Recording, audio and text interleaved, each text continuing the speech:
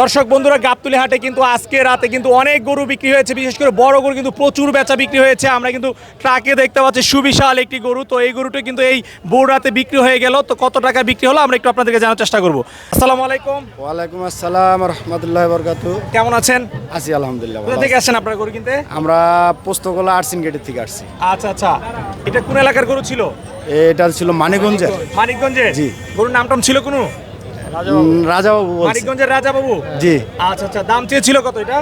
দাম চেয়েছিল এটা 6 লাখ টাকা। 6 লাখ টাকা দাম চাইছে? জি জি। আচ্ছা, কত টাকা দিয়ে নিলেন আপনারা? এটা কিনছি আমরা 4 লক্ষ, হাসলি নিয়ে 4,20,000 পড়ছে। হাসিল নিয়ে 4,20,000? জি কিনা হচ্ছে 4 লাখ? জি। আচ্ছা, বড় গরুর বাজার কেমন মনে হচ্ছে? একটু কম মনে হচ্ছে। একটু কম মনে হচ্ছে? জি। আচ্ছা, গরু কিনে খুশি তো আপনারা? হ্যাঁ ইনশাল্লাহ আলহামদুলিল্লাহ।